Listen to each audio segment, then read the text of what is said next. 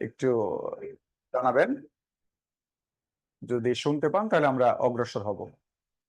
একটু প্লিজ জানাবেন।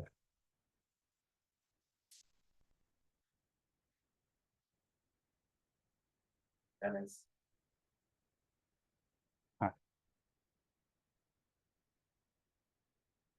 ধন্যবাদ সবাইকে। আমরা বাংলাদেশ বিষয়াবলীর আজকে যে ইতিহাসের লেকচারের প্রথম ক্লাস আপনাদের সাথে আলোচনা করব। একটু ধৈর্য সহকারে আশা করি শুনবেন। আপনাদের কিছুই লিখতে হবে না, আপনারা শুধু শুনবেন। আর পিডিএফ এর মাধ্যমে আপনাদের আমি ইনফরমেশন গুলো দেখাবো। আর এই পিডিএফটা ক্লাস শেষে আপনাদের গ্রুপে দেওয়া হবে, সেখান থেকে ডাউনলোড করে আজকে লেকচারটা আপনারা পড়তে পারবেন। আর পুরো ইতিহাসটা আমি বোঝাই দেবো, আর একটা একটা করে পিডিএফ এর অংশটা আপনাদের সামনে উপস্থাপন করব।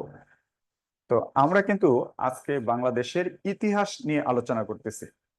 তো আমি মোটামুটি একটা মানচিত্র আঁকার চেষ্টা করছি। এই মানচিত্রটা ধরেই আজকে সমগ্র ক্লাস আমরা আলোচনা করব। তো এই ক্লাসটা করতে হলে আপনাদের একটু মনোযোগ সহকারে ক্লাসের মধ্যে থাকতে হবে। আপনারা যদি মনোযোগ সহকারে শুনেন, আশা করি একটা সুন্দর এবং পরিপূর্ণ একটা গোছানো একটা ক্লাস করবেন। বাংলাদেশের ইতিহাস একটা জটিল একটা ক্লাস।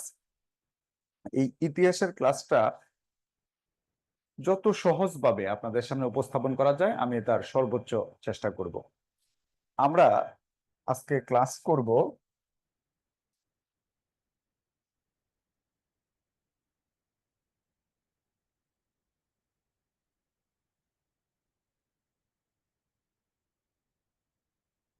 খ্রিস্টপূর্ব 322 সাল থেকে শুরু করব। খ্রিস্টপূর্ব 322 মানে হচ্ছে আজকে যে 2025 সাল, এই যে ইংরেজি সালটা যখন গণনা শুরু হয়েছে তারও 322 বছর পূর্বে। এই যে ইংরেজি সাল যেদিন গণনা শুরু হয়েছে সেদিন থেকে বলে খ্রিস্টাব্দ। আর ইংরেজি সাল গণনা হওয়ার পূর্বের সময়টাকে বলা হয় খ্রিস্টপূর্ব। তো আমরা আজকে থেকে 2800 2850 বছর আগে ক্লাসে আছি। তো আমরা খ্রিস্টপূর্ব 322-এ আছি, আর আমরা ক্লাসটা শেষ করব প্রথম টপিকটা খ্রিস্টপূর্ব 185, এই সময়টা। এই যে সময়গুলো আপনাদের উল্লেখ করব, এই সময়গুলো আপনাদের কিন্তু মুখস্থ করার কোনো প্রয়োজন নাই। তবে আপনাদের শীটের মধ্যে সময়গুলো উল্লেখ থাকবে এই কারণে, যেন আপনারা কোন সময়টায় পড়াশোনা করতেছেন সেটা যেন বুঝতে পারেন। তো সবাই একটু বলবেন আপনারা কত সালে আছেন এই মুহূর্তে।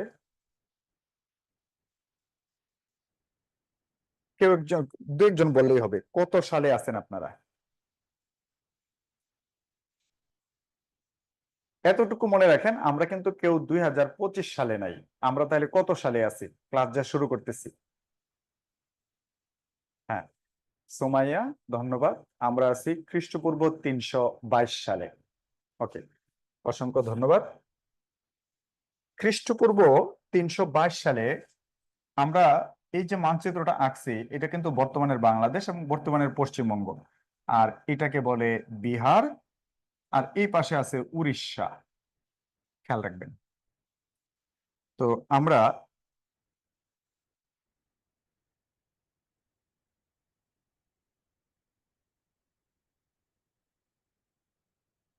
খেয়াল করে দেখি যে খ্রিস্টপূর্ব 322 সালে বর্তমানের বাংলা অঞ্চলে একটা সাম্রাজ্য ছিল, তার নাম হচ্ছে নন্দ সাম্রাজ্য। এই নন্দ সাম্রাজ্যের এই মুহূর্তে শাসকের নাম হচ্ছে জনাব ধনানন্দ। ধনানন্দের একজন কর্মচারীর নাম হচ্ছে জনাব চাণক্য। আর এই মুহূর্তে পাকিস্তানের সিন্ধু পর্যন্ত ক্ষমতা দখল করে নিয়েছে গ্রিক বীর আলেকজান্ডার। আলেকজান্ডারের সেনাপতি নাম হচ্ছে সেলিউকাস। এই সেলিউকাস এখন পাকিস্তানে অবস্থান করতেছে। এই গ্রিক বীর আলেকজান্ডারের সেনাপতি সেলুকাসের একজন কর্মচারীর নাম হচ্ছে জনাব চন্দ্রগুপ্ত মৌর্য। আশা করি যতটুকু লিখছি আর বুঝতে পারছেন।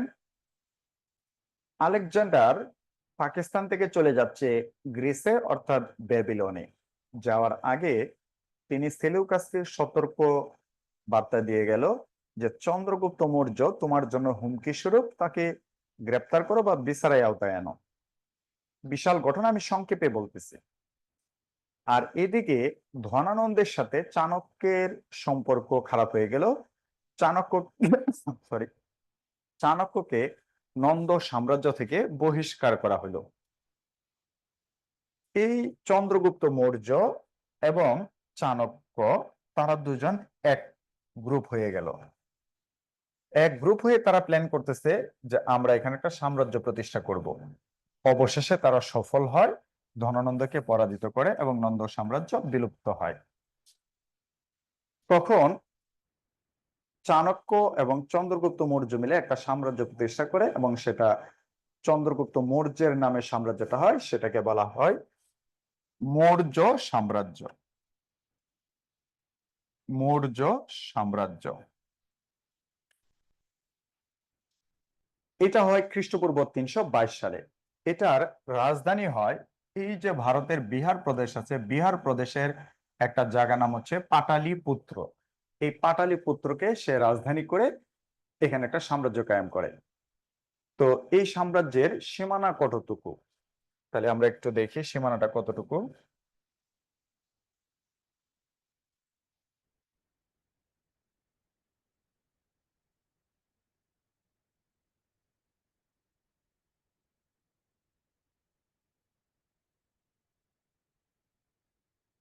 আমরা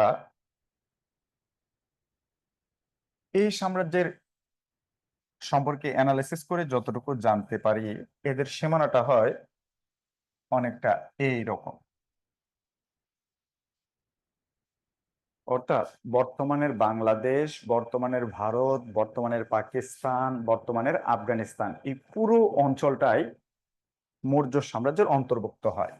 এবার একটু খেয়াল করেন ভাই, যদি পাকিস্তানে সেলুকাস ক্ষমতায় থাকে, তাহলে চন্দ্রগুপ্ত মৌর্যকে কিন্তু সেলুকাসকে পরাজিত করা লাগছে। আর ইতিহাস পর্যালোচনা করে দেখা যায় ভারতের ইতিহাসে এত বড় সাম্রাজ্য এর আগে কেউ প্রতিষ্ঠা করতে পারে নাই। তাহলে ভারতের সবচেয়ে বড় সাম্রাজ্যের নাম হচ্ছে এই প্রথম মৌর্য সাম্রাজ্য। এটার প্রতিষ্ঠাতা হচ্ছে চন্দ্রগুপ্ত মৌর্য। চন্দ্রগুপ্ত মৌর্য কে বলা হয় ভারতবর্ষের প্রথম সম্রাট।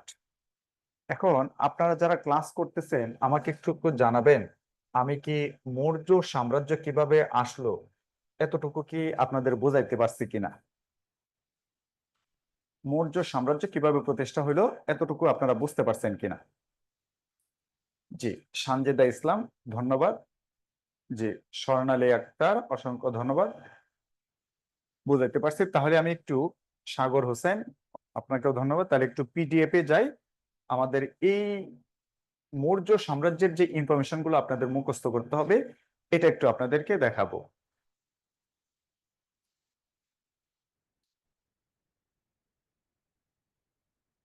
আশা করি দেখা যায়।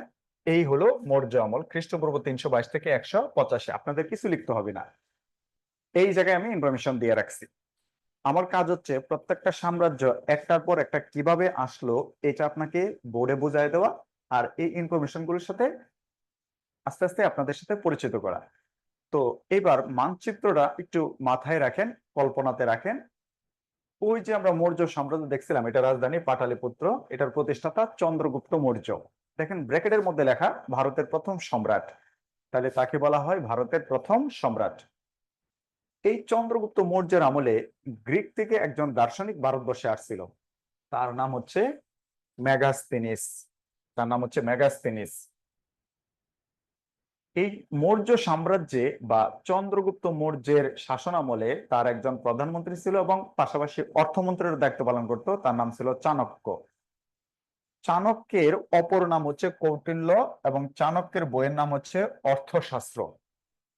আধুনিক রাষ্ট্রবিজ্ঞানের জনক বলা হয় জনাব নিকোলো মেকিয়াভেলিকে। তিনি একটা বিখ্যাত বই লিখছে দ্য প্রিন্স। আমি গতকালকেও বইটা পড়ছি, একটা অংশ, প্রিন্স। বইটা হচ্ছে রাষ্ট্র ব্যবস্থা কেমন হবে, সেনাবাহিনী কেমন হবে, অর্থনীতি কেমন হবে, রাজা এবং জনগণের সাথে কেমন সম্পর্ক থাকবে ইত্যাদি ইত্যাদি বিষয় নিয়ে।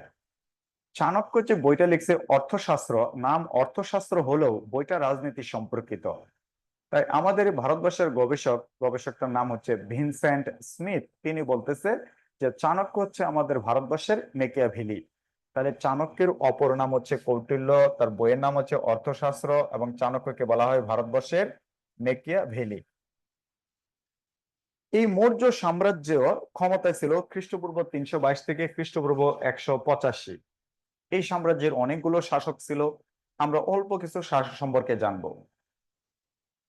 এই সাম্রাজ্যের একজন শাসক ছিল সম্রাট অশোক। এই সাম্রাজ্যের একজন শাসক ছিল অশোক। এই সাম্রাজ্যের বর্তমানের পশ্চিমবঙ্গের এই পাশটায় একটা এলাকা ছিল, নাম ছিল কলিঙ্গ। এই কলিঙ্গটা সম্রাট অশোকের অধীনে ছিল না। এটা দখল করতে এসে নাকি 40,000-এর মতো মানুষ মারা গেছিল। একটু খেয়াল করবেন, মৌর্য সাম্রাজ্যের যত শাসক সবাই কিন্তু সনাতন ধর্মাবলম্বী, অর্থাৎ হিন্দু ধর্মাবলম্বী। তাহলে সম্রাট অশোকও কিন্তু হিন্দু ধর্মাবলম্বী। এই যুদ্ধের ভয়াবহতা দেখে বিস্তারিত ব্যাখ্যা শুনতে চাবেন না, কারণ এখানে ধর্মীয় ইস্যু তৈরি হয়ে যাবে। এই সম্রাট অশোক এই যুদ্ধের ভয়াবহতা দেখে তিনি তার সনাতন ধর্ম ত্যাগ করলেন এবং তিনি বৌদ্ধ ধর্ম গ্রহণ করলেন।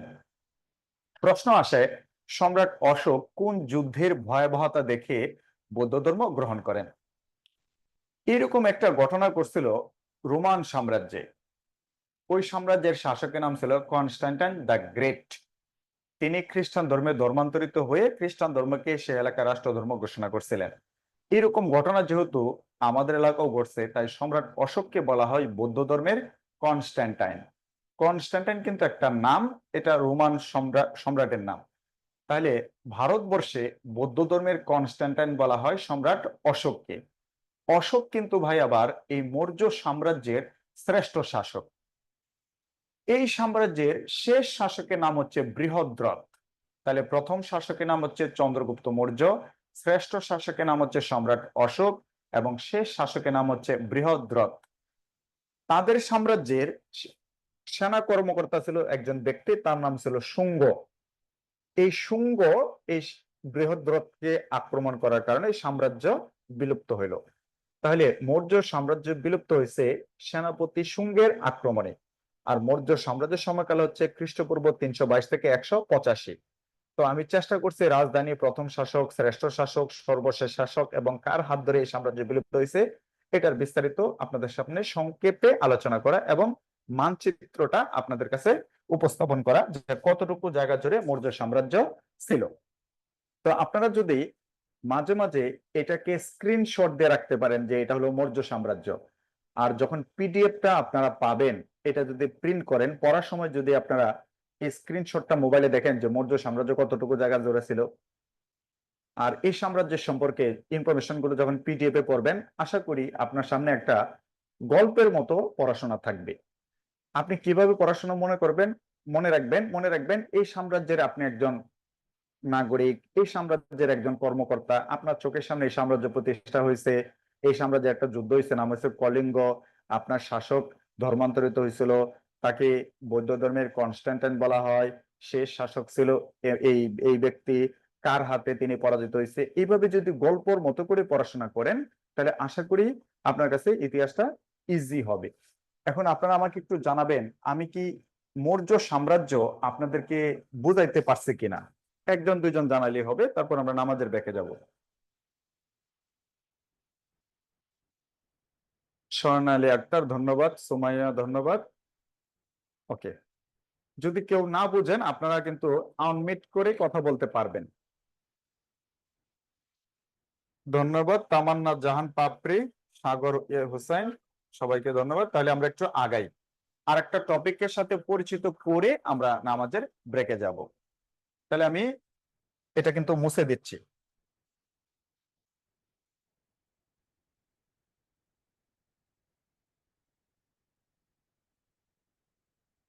তাহলে ভাই আমরা এখন কত সালে আছি কেউ কি বলতে পারবেন? আপনাদের সাথে আলোচনা করেই কিন্তু ক্লাস করব, তাতে আমাদের সুবিধা হয়। বলতে হবে আমরা এখন কত সালে আছি তাহলে। না সঞ্জিদ ইসলাম, আমরা কিন্তু খ্রিস্টপূর্ব 322-এ নাই, কারণ আমরা একটা সাম্রাজ্য আলোচনা করে ফেলছি।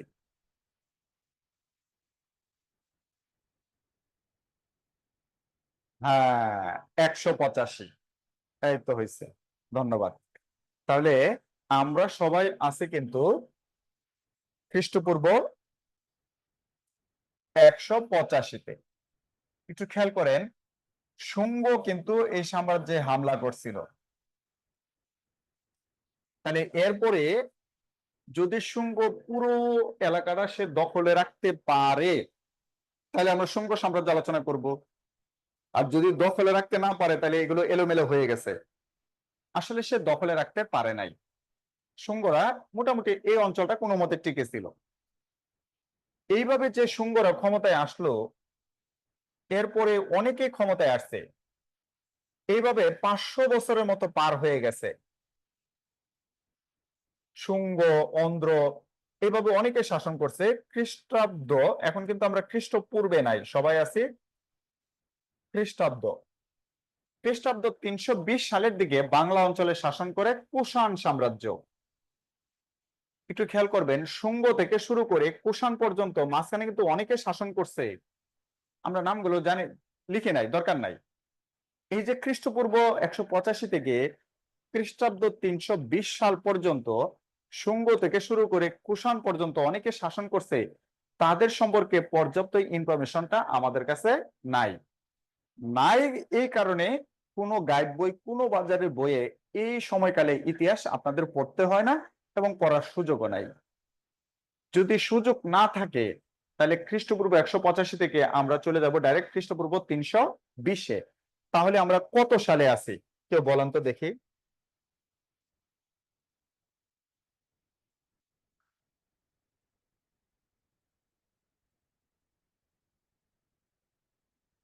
তাহলে আমরা কত সালে আছি এখন? হ্যাঁ হ্যাঁ, ধন্যবাদ। তাহলে আমরা আছি এখন সবাই খ্রিস্টাব্দ 320-এ। খ্রিস্টাব্দ 320-এ, অসংখ্য ধন্যবাদ। তখন এখানে শাসন করে কুষাণ। এই ইতিহাসটা ক্লিয়ার করে আপনাদের নামাজের ব্রেক দেব। তাহলে এখানে শাসন করে কুষাণ। এই কুষাণ সাম্রাজ্যের একজন শাসকের নাম হচ্ছে কনিষ্ক। কনিষ্ক। তখন এই অঞ্চলে একজন ব্যক্তি সাম্রাজ্য প্রতিষ্ঠার চেষ্টা করতেছে। অনেক গল্প, এগুলো বললে অনেক সময় লাগবে, আমি সহজ সরল ভাষায় আপনাদের বলতেছি। ওই ব্যক্তির নাম হচ্ছে চন্দ্রগুপ্ত। এই চন্দ্রগুপ্ত খ্রিস্টাব্দ 320 সালে তিনি কনিষ্ককে পরাজিত করে এইখানে একটা সাম্রাজ্য প্রতিষ্ঠা করে। আর ওই সাম্রাজ্যের নাম হয় গুপ্ত সাম্রাজ্য। গুপ্ত সাম্রাজ্য।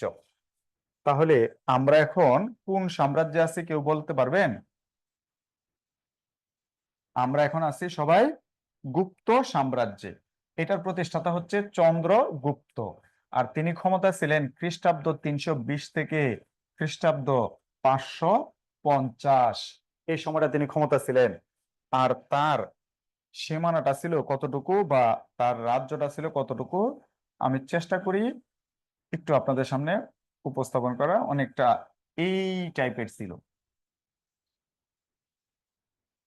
অনেকটা এই টাইপের। এটা তাহলে স্ক্রিনশট দিয়ে রাখবেন। তাহলে আমরা আছি গুপ্ত সাম্রাজ্যে। আর সীমানাটা অনেকটা এরকম, পাকিস্তানের বিশাল একটা অংশ, ভারতের একটা বিশাল অংশ, বর্তমানের বাংলাদেশের পুরোটাই প্রায়। যদিও একটু তর্ক বিতর্ক আছে, এগুলোকে আপনারা সিরিয়াসলি না নিলেও চলবে, এতটুকু জায়গা জুড়ে। তাহলে আমরা এখন আছি কোন সাম্রাজ্য ভাই? গুপ্ত সাম্রাজ্য। আর এই অংশটাকে স্ক্রিনশট দিয়ে রাখবেন। তাহলে আমরা এরপরে আলোচনা করব গুপ্ত সাম্রাজ্য। আমি কি আপনাদেরকে গুপ্ত সাম্রাজ্য সম্পর্কে পরিচিত করতে পারছি কিনা কেউ একটু বলেন তো ভাই, বললে আমার জন্য সুবিধা হয়। স্বর্ণালী আক্তার খুব অ্যাক্টিভ মানুষ, ধন্যবাদ। হ্যাঁ, পারছি। তাহলে আপনারা এই গুপ্ত সাম্রাজ্যের এলাকাটা একটু স্ক্রিনশট দিয়ে রাখেন। আর আমি পিডিএফ এ গুপ্ত সাম্রাজ্য সম্পর্কে ইনফরমেশনটা আপনাদের সামনে দিয়ে রাখি। আর 10 মিনিটের সময় দিয়ে আমরা নামাজের ব্রেকে যাব, তারপর গুপ্ত সম্রাটটা একটু সম্পর্কে আলোচনা করব। আর এই যে মাঝখানে যে জল ছাপ দেখতেছেন বাংলাদেশ ফ্ল্যাশব্যাক, এটা আমার বইয়ের নাম, এটা অন্য কিছু মনে করেন না। তাহলে আমরা এই যে গুপ্ত সাম্রাজ্যটা আপনাদের সামনে দিয়ে রাখছি, গুপ্ত সাম্রাজ্য, তাহলে ওই স্ক্রিনশটটা দেখবেন আর এই গুপ্ত সাম্রাজ্যটা একটু পড়বেন। পরে আমি আশা বুঝাই দিচ্ছি। এখন বাজে 6টা 28, 10 মিনিটের মধ্যে আমরা আবার ক্লাস শুরু করব।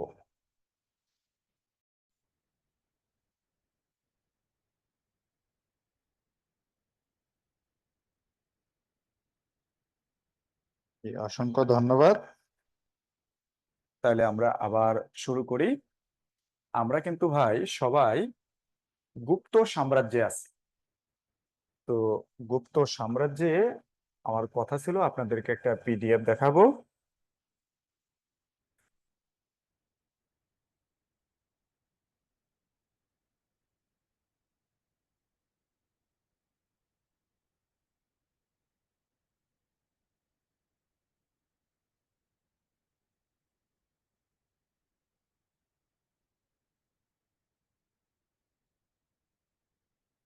তো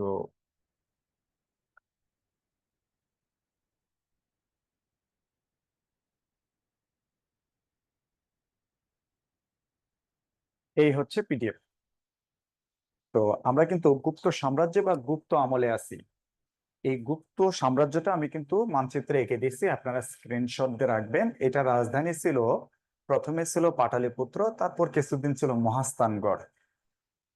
তাহলে বিষয় হচ্ছে, প্রশ্ন যদি থাকে গুপ্ত আমলে রাজধানী কোথায় ছিল, যিনি প্রশ্ন করবে উনি দুইটা অপশন দিবে না, উনি যে কোনো একটা অপশন দিবে। তাহলে হয় পাটালিপুত্র, না হয় মহাস্থানগড়। আর গুপ্ত সাম্রাজ্যের প্রতিষ্ঠা ছিল চন্দ্রগুপ্ত। একটা বিষয় খেয়াল রাখবেন, মৌর্য সাম্রাজ্যের প্রতিষ্ঠাতা আর গুপ্ত সাম্রাজ্যের প্রতিষ্ঠাতার নামের মধ্যে বেশ কিছুটা সাদৃশ্য থাকলেও তারা কিন্তু একই ব্যক্তি নয়, এই বিষয়টা খেয়াল রাখবেন। তাহলে গুপ্ত সাম্রাজ্যের প্রতিষ্ঠাতা হচ্ছে চন্দ্রগুপ্ত। তবে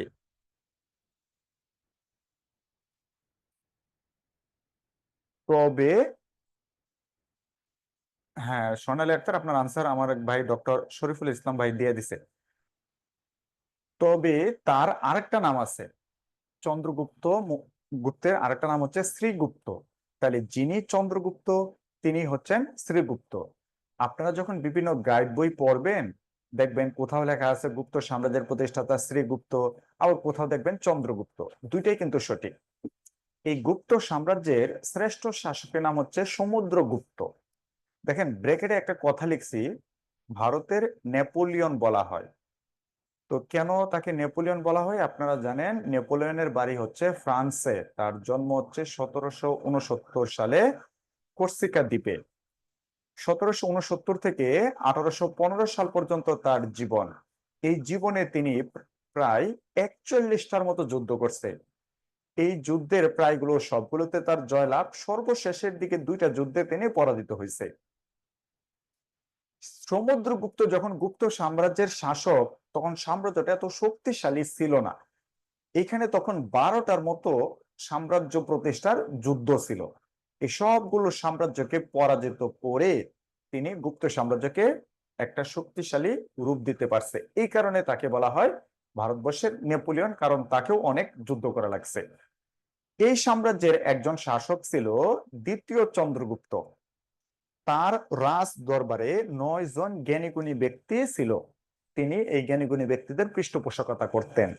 এই 9 জন জ্ঞানীগুণী ব্যক্তিকে একত্রে বলা হয় নবরত্ন। আমি দুই একটা নাম লিখে দিছি, যেমন কালিদাস, আর্যভট্ট, বরাহমিহির, বিষ্ণু শর্মা। ওনাদেরকে বলা হয়তো নবরত্ন। তো প্রশ্ন আসতে পারে নবরত্ন শব্দটি কোন শাসনামলের সাথে যুক্ত, কোন রাজার সাথে যুক্ত, ইত্যাদি ইত্যাদি। নিম্নের কোন ব্যক্তি নবরত্নের সদস্য ছিলেন, এরকম প্রশ্ন হতে পারে। এই গুপ্ত শাসনামলে জ্ঞান বিজ্ঞানে সব দিক থেকেই অন্যান্য সাম্রাজ্যের চেয়ে এগিয়ে ছিল। এই কারণে আমাদের গবেষকরা এই গুপ্ত শাসনামলকে বলে যেটা প্রাচীন ভারতের যত শাসনামল ছিল তার মধ্যে স্বর্ণযুগ। তাহলে গুপ্ত শাসনামলকে বলা হয় প্রাচীন ভারতের স্বর্ণযুগ। এই সাম্রাজ্যের শেষ শাসকের নাম হচ্ছে বুধগুপ্ত। এই সাম্রাজ্যের শেষ শাসকের নাম হচ্ছে বুধগুপ্ত। আপনারা জানেন আমাদের চীনের এদিকে একটা দেশ আছে মঙ্গোলীয়, এই মঙ্গোলীয় থেকে এক শ্রেণীর যাযাবর তখন বাংলা অঞ্চলে আসছিল। এই যাযাবরদের নাম ছিল হুন। এই হুনরা এই গুপ্তকে আক্রমণ করার কারণে এই গুপ্ত সাম্রাজ্য বিলুপ্ত হয়। গুপ্ত সাম্রাজ্য বিলুপ্ত হয়, তাহলে গুপ্ত সাম্রাজ্য বিলুপ্ত হয় হুনদের আক্রমণে। আশা করি বিষয়টা ক্লিয়ার। এইবার আপনারা আমাকে একটু কষ্ট করে বলবেন আমরা এখন কত সালে আছি।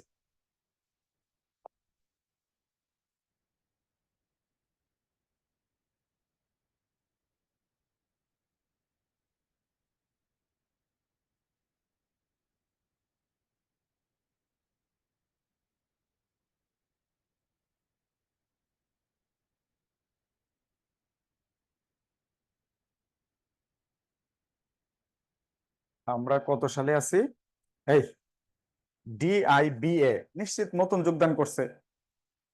হ্যাঁ, হ্যাঁ, বাকিদের আনসার ঠিক আছে। আমরা এখন আছি 550 খ্রিস্টাব্দে। ডি দিবা দিবা আপনি মনে হয় কেবল জয়েন করছেন, এই কারণে বুঝতে পারতেছেন না। তাহলে আমরা আছি এখন 550 সালে।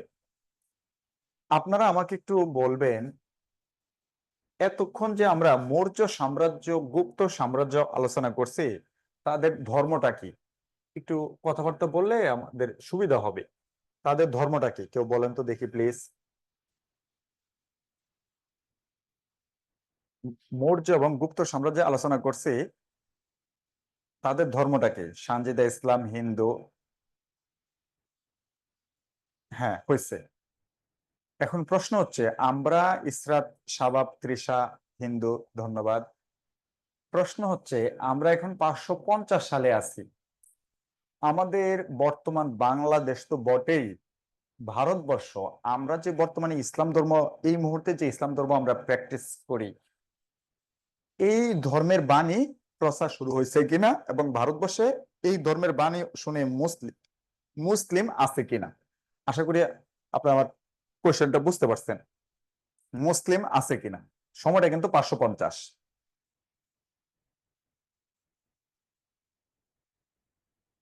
কেউ বলতে পারতেছেন না?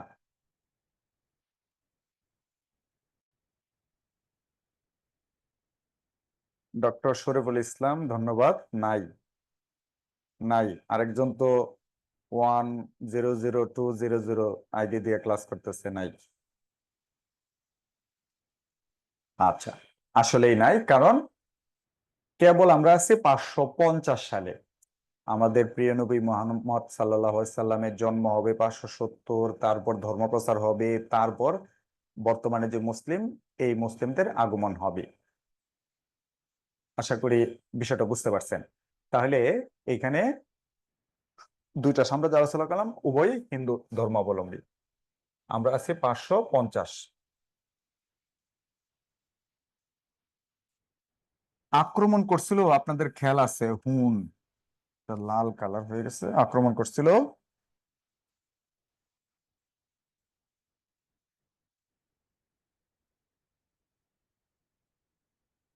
হুন। তাহলে এরপরে যদি হুনরা সমগ্র এলাকা তারা দখলে রাখতে পারে, তাহলে আমাদের মানচিত্র আগের মতো রাখতে হবে। এরিয়াটা যদি না রাখতে পারে দখলে, তাহলে চেঞ্জ হয়েছে, আসলে চেঞ্জ হয়েছে, তারা ধরে রাখতে পারে নাই। তো কিছুদিন এখানে হুনরা শাসন করছে। এরপরে শাসন করছে বর্তমানের ভারতের আসাম প্রদেশ থেকে এক ব্যক্তি এসে, তার নাম ছিল যশোবর্ধন। তাহলে 550-এর পরে আমাদের শাসন করছে হুন ও যশোবর্ধন। তারা শাসন করছে 550 থেকে 606। 550 থেকে 606, এই 56 বছর তারা শাসন করছে। ভাই, আপনারা কি কোনো গাইড টাইড বইয়ে এই হুন এবং যশোবর্ধনের শাসনকাল নিয়ে কোনো ইনফরমেশন পড়ছেন আজ পর্যন্ত? কেউ পড়ছেন কিনা?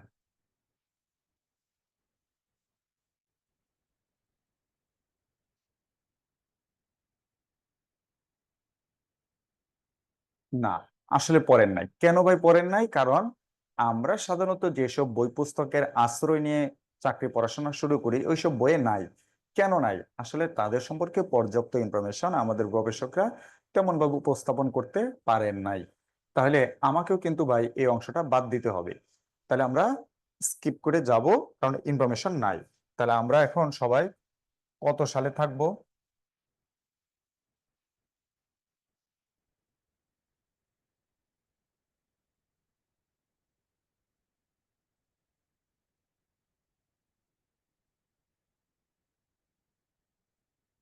হ্যাঁ, শুভ কর্মকার, এতক্ষণ পরে তার আবির্ভাব হয়েছে। তাহলে আমরা আছি 606 সালে। 606 সালে। আচ্ছা, তখন যারা সাম্রাজ্য পরিচালনা করত তাদেরও কিন্তু কর্মচারী লাগতো। আমাদের যেরকম বর্তমানে ডক্টর মোহাম্মদ ইউনূস স্যারেরও কর্মচারী লাগে, বা যে কোনো সরকার ক্ষমতা থাকলে কর্মচারী লাগে, আপনাদেরকে যেরকম নিয়োগ দিবে তাদেরও কর্মচারী লাগতো। তখন যারা সাম্রাজ্যের অধীনে থেকে সরকারি চাকরি করত তাদেরকে বলা হয়তো সামন্ত। যারা বিশাল এলাকার দায়িত্ব নিয়ে দায়িত্ব পালন করত তাদেরকে বলা হয়তো মহা সামন্ত। এরকম একজন মহা সামন্ত এই এলাকায় ছিল, তার নাম আপনারা সবাই জানেন। তার নাম হচ্ছে জনাব শশাঙ্ক। হ্যাঁ, সানজিদ ইসলাম, ধন্যবাদ। শশাঙ্ক। এই শশাঙ্ক 606 সালে যশোবর্ধনকে হত্যা করে তিনি এখানে একটা সাম্রাজ্য প্রতিষ্ঠা করছে। বর্তমানের চাঁপাইনবাবগঞ্জের উল্টা পাশে পশ্চিমবঙ্গে ওই অঞ্চলটাকে একসময় বলা হয়তো গৌড়। তিনি এই গৌড়কে কেন্দ্র করে একটা সাম্রাজ্য প্রতিষ্ঠা করছে, আর গৌড়ের একটা শহরের নাম ছিল কর্ণ সুবর্ণ। এই কর্ণ সুবর্ণকে তিনি করলেন রাজধানী। তাহলে রাজা শশাঙ্কের মাধ্যমে এখানে প্রতিষ্ঠা হইল গৌড় সাম্রাজ্য, এবং তার রাজধানী হইল কর্ণ সুবর্ণ। তার এলাকাটা কতটুকু জায়গা জুড়ে ছিল? তার এলাকাটা অনেকটা এইরকম ছিল, অনেকটা এইরকম। আমি যে একেবারে হুবহু 100% এরিয়াটা দেখাইতে পারছি, বিষয়টা কিন্তু এইরকম না, আমি সেটা দাবি করব না, তবে অনেকটাই এইরকম ছিল গৌড়। আমাদের ইতিহাসবিদরা বলে এই প্রথম বাংলা, বিহার, উড়িষ্যায় কোন ব্যক্তি শাসক পাইলাম যিনি ভারতবর্ষ থেকে এই অঞ্চলটাকে আলাদা করে তার মতো করে শাসন করতে পারছে। এই কারণে শশাঙ্ককে বলা হয় বাংলার প্রথম স্বাধীন সার্বভৌম শাসক। তিনি ক্ষমতায় ছিলেন 606 থেকে 637, 606 থেকে 637 সাল পর্যন্ত। তাহলে আমাদের গৌড়ের শাসনকাল হচ্ছে 606 থেকে 637। এইবার আপনারা বলবেন আমাদের প্রিয় নবী মহানবী সাল্লাল্লাহু আলাইহি সাল্লামের জন্ম হয়েছে কিনা? এখানে যারা হিন্দু ধর্মাবলম্বী আছেন, এটা শুধু আমরা আলোচনা করতেছি যে কিভাবে মুসলিমরা এখানে আসবে সেটার বিষয়টা বোঝানোর জন্য। তৃষা, হ্যাঁ। রাফিয়া সুলতানা ঋতু, হ্যাঁ। সঞ্জিতা, হ্যাঁ, ধন্যবাদ। ওনার জন্ম হয়েছিল 570 খ্রিস্টাব্দে। আর উনি, বলতে হবে, ধর্ম প্রচার শুরু করছে কত সালে?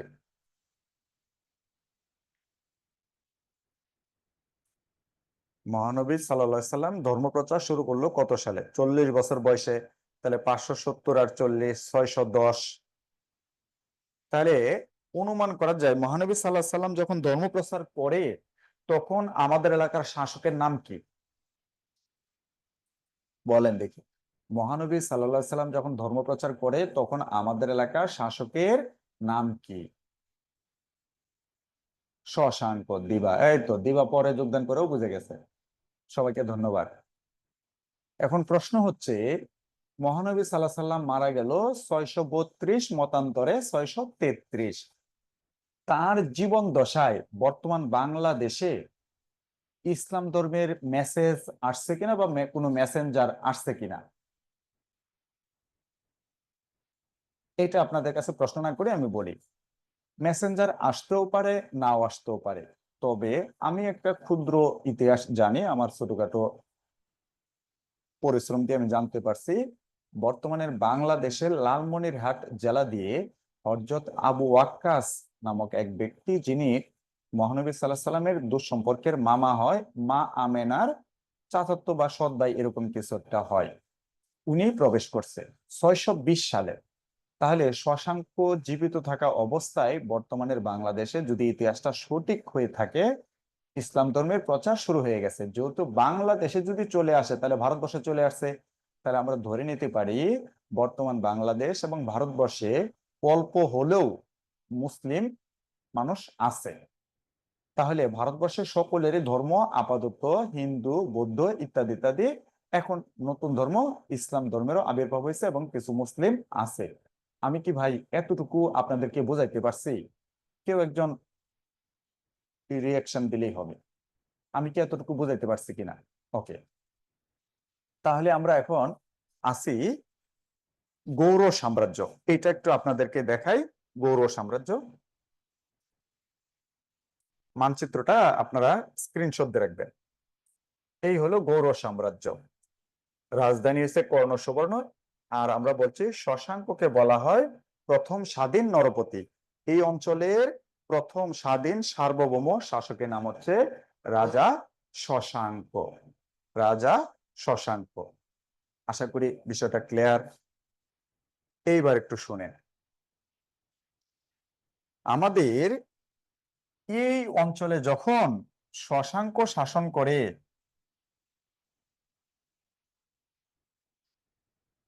তখন এই অঞ্চলে একটা সাম্রাজ্যের নাম ছিল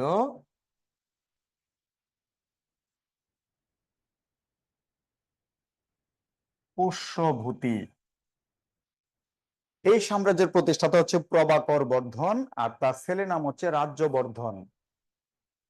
শশাঙ্ক বাংলায় যখন ক্ষমতায় আসলো 606 সালে, তখনই তিনি এই রাজ্যবর্ধনকে 606 সালে হামলা করলো। ভাই, যদি সে পুষ্যবতী সাম্রাজ্যে হামলা করে এবং রাজ্যবর্ধনকে পরাজিত করে, তাহলে পুষ্যবতী সাম্রাজ্য এখন শশাঙ্কের। কিন্তু শশাঙ্ক রাজ্যবর্ধনকে হত্যা করছে, ঠিক আছে, কিন্তু ক্ষমতা নিতে পারে নাই, কারণ রাজ্যবর্ধনের ছোট ভাই ছিল হর্ষবর্ধন। হর্ষবর্ধনের কারণে। তাহলে এই অংশ হচ্ছে হর্ষবর্ধন, আর এই অংশ হচ্ছে শশাঙ্ক। শশাঙ্ক যখন ওইখান থেকে পুষ্যবতী সাম্রাজ্য থেকে চলে আসে, তখন রাজ্যবর্ধন এবং হর্ষবর্ধনের ছোট বোনকে সাথে করে নিয়ে আসে। এই কারণে হর্ষবর্ধন বাংলায় হামলা করবে। হর্ষবর্ধন বিহার রাজ্যের একটা জায়গা নাম হচ্ছে কনৌজ, এই পর্যন্ত চলে আসলেন।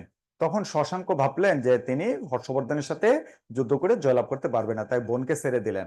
তো হর্ষবর্ধন তখন আর বাংলায় হামলা করে নাই। তবে হর্ষবর্ধন এবং শশাঙ্কের মধ্যে সবসময় টুকটাক যুদ্ধ বিগ্রহ লেগে থাকতো।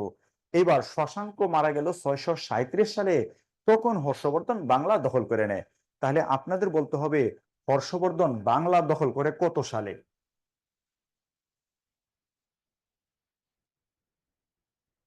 হ্যাঁ, হর্ষবর্ধন বাংলা দখল করে ভাই 637 সালে, শশাঙ্কের মারা যাওয়ার পরে। তাহলে বাংলায় কিন্তু হর্ষবর্ধন শাসন করে গেছে।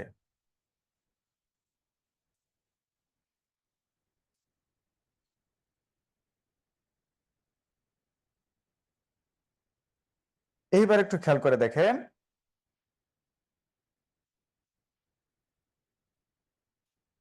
তাহলে হর্ষবর্ধনের সীমানা কিন্তু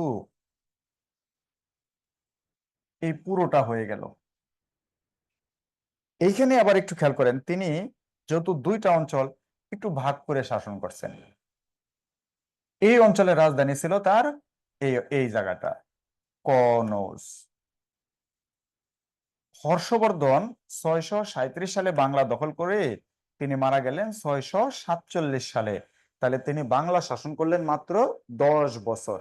তাহলে বাংলায় হর্ষবর্ধনের শাসনকালের একটা ইতিহাস আছে। কিন্তু হর্ষবর্ধন তো ভাই ক্ষমতায় আসছিল পুষ্যবতীতে 606 সালে। তাহলে আমরা হর্ষবর্ধনের সময়কাল দুইটা দুইটা লিখতে পারি। একটা 606 থেকে 647, আর শুধু যদি বাংলায় বলি তাহলে 637 থেকে 647। আমি কি এতটুকু আপনাদেরকে বোঝাইতে পারছি কিনা একটু বলবেন? আমরা এভাবে আস্তে আস্তে অল্প অল্প করে আগাবো, এত অস্থির হওয়ার কিছু নাই।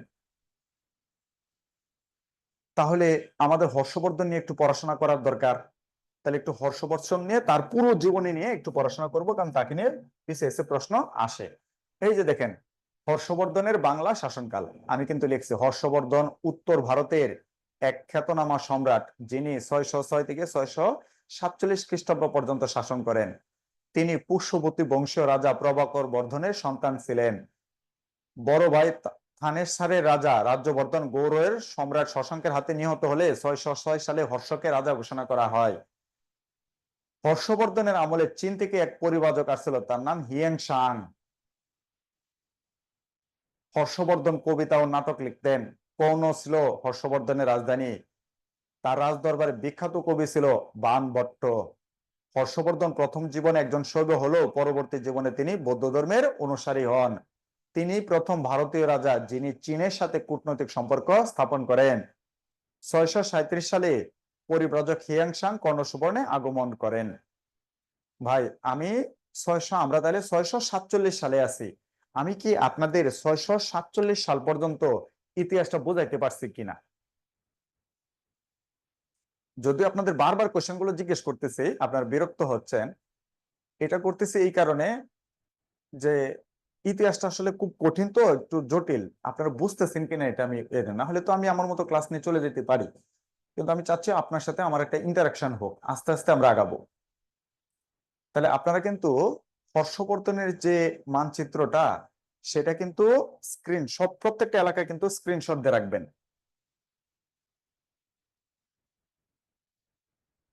তাহলে একটু দেখেন, আমরা কিন্তু এই সাম্রাজ্যে আছি এখন, আছি কিন্তু আমরা সবাই 647 সালে। আমরা আছি সবাই 647 সালে। হর্ষবর্ধন মারা যাওয়ার পরই এই যে বিশাল একটা এলাকা হর্ষবর্ধনের, এই এলাকায় আর কোনো শক্তিশালী সাম্রাজ্য প্রতিষ্ঠা হয় নাই। শক্তিশালী সাম্রাজ্য প্রতিষ্ঠা না হওয়ার কারণ হচ্ছে, তখন এই অঞ্চলে যারা ছিল সবাই নিজের শক্তিশালী ঘোষণা করত। 100 জনের উপরে ব্যক্তি নিজেকে রাজা দাবি করে। যেখানে 100 জনের উপরে ব্যক্তি নিজেকে রাজা দাবি করে বা নিজেদের সাম্রাজ্য আছে বলে দাবি করে, সেখানে কোনো সাম্রাজ্য ছিল না। ওই সময় এখানে যুদ্ধ বিগ্রহ সবসময় লেগে থাকতো। পরবর্তী যারা সাম্রাজ্য প্রতিষ্ঠা করবে, তাদের গবেষকরা বলবে এই সময়টা ছিল এইরকম এতই খারাপ, আমরা যে সময়টা অতিক্রম করে আসছি এতই খারাপ ছিল, যে পানিতে বড় মাছ ছোট মাছ থাকলে বড় মাছগুলো যেমন ছোট মাছগুলোকে গিলে খেয়ে ফেলে, পরিস্থিতিটা ছিল সেরকম। তাই এই সময়টাকে ওই গবেষকরা নামকরণ করছে মাৎস্যন্যায়। তাহলে কত সালে মাৎস্যন্যায় শুরু হবে? 647 সালে। 109 বছরের মতো এই সময়টা থাকবে মাৎস্যন্যায়। এটা থাকবে 647 থেকে 756 সাল পর্যন্ত। এগুলো কিন্তু আপনাদের মুখস্থ করতে হবে না এই সালগুলো। তাহলে মাৎস্যন্যায় 647 থেকে 756। স্বর্ণালী আক্তার বলবেন 647 কত শতাব্দী এবং 756 কত শতাব্দী?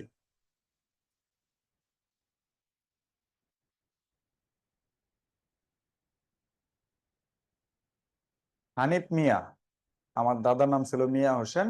হানিফ মিয়া বলেন ভাই, 647 কত শতাব্দী এবং 756 কত শতাব্দী?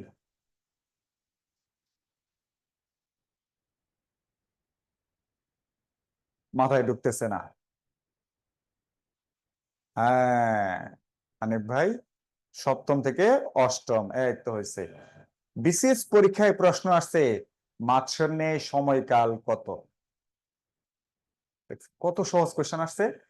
আনসার হবে সপ্তম থেকে অষ্টম। এখন আমরা তাহলে কত সালে আছি?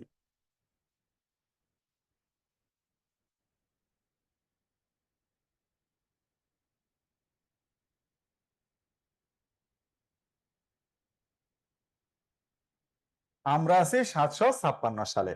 এই তো। আচ্ছা পুরোটা মুছে দিই।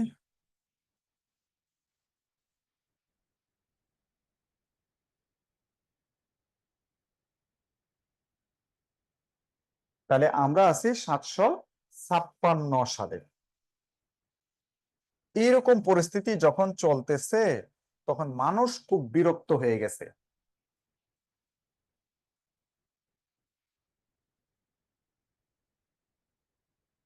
আচ্ছা, এটা হিসাব করবেন কিভাবে শুনেন। শতাব্দীর বেলা ধরেন লেখা আছে 600, শতাব্দীর বেলা হিসাব করতে হবে 700, লেখা আছে 700 বলতে হবে 800। ধরেন এখন হচ্ছে 2025, তাহলে কত বলতে হবে সুমাইয়া? 2025 আছে 2000, বলতে হবে কত? সুমাইয়া বলেন। হ্যাঁ সুমাইয়া, এই তো। হ্যাঁ সুমাইয়া হইলো 2100। তাহলে এখন আমরা এটাকে বলি একবিংশ শতাব্দী। আসলে কি 21 সাল শেষ হয়েছে, কেবল আছে 2025, তারপর আমরা 2100 সালে যাব। এটা শতাব্দীর সময় 100 বছর বেশি বলবেন, তাহলে হিসাব মিলে যাবে। তাহলে ধরেন 756, আর দশকের সময় যত থাকবে ততই বলবেন। দশকের সময় যেরকম 56, তাহলে এটা 50, যেমন 647, তাহলে এটা 40। দশকের সময় ওইটাই বলতে হয়, আর শতাব্দীর সময় 100 বেশি বলতে হয়। বিস্তারিত আর বললাম না, সময় সংক্ষিপ্ত। তো সবাই খুব বিরক্ত হয়ে গেছে যে ভাই আমরা আর কত মরবো, একজন আরেকজনের সাথে যুদ্ধ বিগ্রহ সবসময় লেগেই থাকে। তখন তারা মিলে একটা আলোচনা করলো, আলোচনা করে তারা সিদ্ধান্ত নিল যে ভাই আমরা কাউকে সুনির্দিষ্টভাবে ক্ষমতা দেই, এইভাবে নিজেরা মরি, মরে পুরুষশূন্য হয়ে যেতেছে, দরকার নাই। তখন তারা নিজেরা আলোচনা করে একজন ব্যক্তিকে ক্ষমতা দিল, আর সেই সৌভাগ্যবান ব্যক্তি হচ্ছে জনাব গোপাল। তাহলে এখন কে ক্ষমতায় আসতে চাচ্ছে বলেন তো ভাই? এখন কে ক্ষমতায় আসবে? গোপাল, সোনাল একটা ধন্যবাদ, গোপাল। আচ্ছা বলেন, গোপাল এই ক্ষমতায় আসতে গিয়ে তার কোনো যুদ্ধ করা লাগছে, কোনো রক্তপাত করা লাগছে? না। তাহলে ভারতের প্রথম বিনা রক্তপাতে ক্ষমতায় আসছে কে? ভারতের প্রথম গণতান্ত্রিক শাসক কে? হ্যাঁ গোপাল, গোপাল দিবা, গোপাল, ধন্যবাদ। এই যে 100200, ভাই আপনি নামটা লিখেন না রে ভাই, এমন করেন কেন আমাদের সাথে? তাহলে গোপাল, গোপালের ধর্ম হচ্ছে বৌদ্ধ। ভাই এতক্ষণ আমরা যত সাম্রাজ্য আলোচনা করলাম, সবার ধর্ম কি ছিল? সনাতন। ভাই ভারতবর্ষে এই মুহূর্তে মুসলিম আছে কিনা? আছে। এই তো ইতিহাস আপনারা বুঝে যাচ্ছেন। তাহলে ধরেন আমরা আপাতত আছি 756 সালে। আচ্ছা ভাই, মাৎসন্যের সময় যে ছিল 647 থেকে 756, ভাই এর মধ্যে 712 বলে একটা সাল আসছে নাকি? এই মুহূর্তে মহানবী সাল্লাহ সাল্লাম মারা যাওয়ার পরে মধ্যপ্রাচ্যে তখন খেলাফত শাসন ব্যবস্থা চলে। এই মুহূর্তে চলতেছে উমাইয়া খেলাফত। এই উমাইয়া খেলাফতের অংশ হিসাবে আমি লিখতে পারতেছি না, কারণ এটা মুছা টুসা একটু কঠিন, তো আপনাদের বলি। উমাইয়া খেলাফতের অংশ হিসাবে এই মুহূর্তে আফগানিস্তানে আছে হাজ্জাজ বিন ইউসুফ, আর পাকিস্তানের সিন্ধুতে এই মুহূর্তে শাসন করে রাজা দাহির। ভাই আফগানিস্তানে কে জানি শাসন করে? আফগানিস্তানে হাজ্জাজ বিন ইউসুফ, আর পাকিস্তানের সিন্ধুতে শাসন করে রাজা দাহির। হাজ্জাজ বিন ইউসুফ তার মেয়ের জামাই মোহাম্মদ বিন কাসিমকে সিন্ধুতে পাঠাইলো, কাকে পরাজিত করার জন্য? দাহিরকে। এবং উনি সক্ষম হয়েছে 712 সালে, মোহাম্মদ বিন কাসিম সিন্ধু দখল করছে। তাহলে বলতে হবে ভারতবর্ষে মুসলিমদের আগমন হয়েছে, শাসন ব্যবস্থা কায়েম শুরু হয়েছে কত সালে? 712 সালে। ভাই বর্তমানে ভারতে কে আসতে পারছে? বর্তমানে বাংলাদেশে কে আসছে? না। কোন পর্যন্ত আসছে? সিন্ধু পর্যন্ত। সিন্ধু পর্যন্ত। তাহলে সিন্ধু পর্যন্ত মুসলিম শাসন ব্যবস্থা মোটামুটি চলে আসছে, যদিও যে এখানে 712 পরে যে মুসলিমরা ক্ষমতা ছিল বিষয়টা এরকম না, গ্যাপ ছিল। তবে মোটামুটি মনে করা হয় 712 সালে ভারতবর্ষে মুসলিমদের শাসন ব্যবস্থার সূচনা তৈরি হয়েছে। এই বিষয়টা মাথায় রাখবেন। তাহলে আস্তে আস্তে মুসলিমদের কিন্তু এইসব অঞ্চল পরিচিত হয়ে যাচ্ছে, তারা আস্তে আস্তে এইসব অঞ্চল দখল করার প্ল্যান করবে, কিন্তু এখন পর্যন্ত তারা করতে পারে নাই। তবে সূচনাটা হয়েছে মোহাম্মদ বিন কাসিমকে দিয়া। আশা করি এতটুকু বুঝতে পারছেন। তাহলে আমরা কত সালে জানি ভাই আছি? 756 সালে। আর এখানে জানি কে জানি ক্ষমতায় আসছে? গোপাল। কে ক্ষমতায় আসছে? গোপাল, গোপালের ধর্ম কি জানি ভাই? বৌদ্ধ। গোপাল ধর্ম হচ্ছে বৌদ্ধ। তিনি বিনা রক্তপাতে ক্ষমতায় আসছে। আর গোপাল ক্ষমতায় যে আসলো, এরপরে তারা টানা 400 বছর শাসন করছে।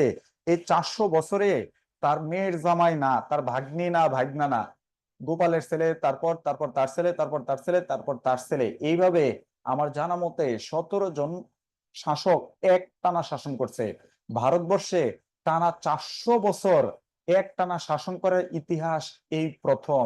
তাহলে আপনারা বলবেন ভারতের প্রথম বংশানুক্রমিক শাসন ব্যবস্থা কোনটি? ভারতের সবচেয়ে দীর্ঘস্থায়ী রাজবংশ কোনটি? বলেন দেখি। গোপাল না স্বর্ণালী আক্তার? পাল সাম্রাজ্য হবে। অর্থাৎ গোপালদের সাম্রাজ্যের নাম হচ্ছে পাল সাম্রাজ্য। হ্যাঁ, বাকি সবারটা ধন্যবাদ, অসংখ্য ধন্যবাদ সহযোগিতা করার জন্য। পালদের রাজধানী হচ্ছে আমাদের বর্তমানের বগুড়ার মহাস্থানগড়। পালদের রাজধানী হচ্ছে আমাদের বর্তমানের বগুড়ার মহাস্থানগড়। তাহলে পাল সাম্রাজ্য ছিল 756 থেকে 1162। 756 থেকে 1162। ডক্টর শরীফুল ইসলাম ভাই, যেটা পুনর্বর্ধন পুনর, সেটাই বর্তমানের মহাস্থানগড়। ধন্যবাদ, আপনি নতুন কিছু সংযোজন করছেন। তাহলে আমরা একটু পাল সাম্রাজ্য দেখি। এই যে ভাই মাৎসন্যায় এটা দিলাম। এবার হলো যে পাল সাম্রাজ্য। দেখেন লেখা আছে পাল সাম্রাজ্যের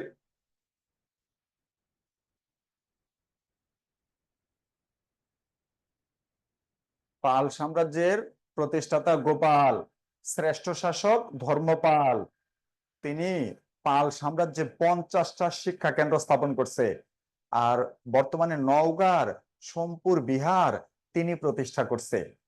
পাল বংশের শেষ সফল শাসক বলা হয় রামপাল।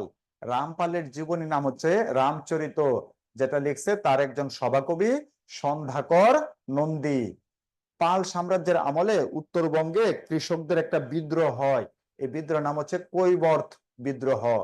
এই কৈবর্ত বিদ্রোহ বাংলাদেশের প্রথম জনবিদ্রোহ, এমনকি ভারতবর্ষের প্রথম জনবিদ্রোহ বলা হয়। আর পাল বংশের শেষ শাসকের নাম হচ্ছে মদন পাল। পাল বংশের শেষ শাসকের নাম হচ্ছে মদন পাল। এই শীটে তো বিস্তারিত দেওয়া যায় না, কারণ পড়ানোর অনেক সময় লাগে। আমার বইটাতে আরো সুন্দর করে এবং সহজ সরল ভাষায় আরো অনেক কিছু দেওয়া। আপনারা পড়ে আনন্দ পাবেন, মজা পাবেন, কিছু শিখতে পারবেন, পরীক্ষা তো কমন পাবেন এবং নিজেরাও কিছু শিখতে পারবেন ইনশাল্লাহ। তাহলে আমরা এখন কত সালে আছি ভাই? এখানে যদি 1124 লেখা, এটার অন্য কারণ বলতে হবে। আমরা কত সালে আছি?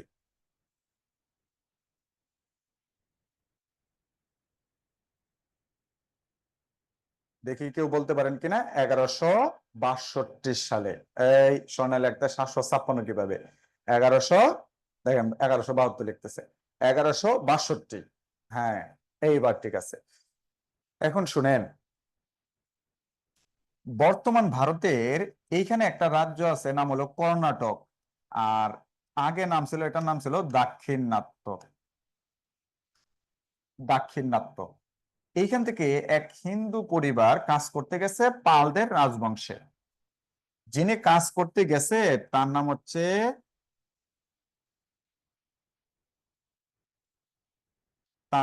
জনাব সামন্ত সেন। সামন্ত সেন কাজ করতে গেছে পাল রাজদরবারে। সামন্ত সেন মারা গেলে তারপর ওই রাজদরবারে কাজ নিল তার ছেলে হেমন্ত সেন। অনেক ঘটনা, আমি সহজ সরল ভাষায় বলতেছি। হেমন্ত সেন, এই হেমন্ত সেন কি করছে? 1098 সালে বাংলা থেকে পালদের তাড়াইয়া দিছে। কত সালে ভাই? 1098 সালে। ভাই, পাল সাম্রাজ্য কি শেষ হয়েছে আদৌ? পাল সাম্রাজ্য কিন্তু শেষ হয় নাই। বাংলা থেকে তাড়াইয়া দিছে। কে তাড়াইয়া দিছে? তাড়াইয়া দিছে হচ্ছে হেমন্ত সেন।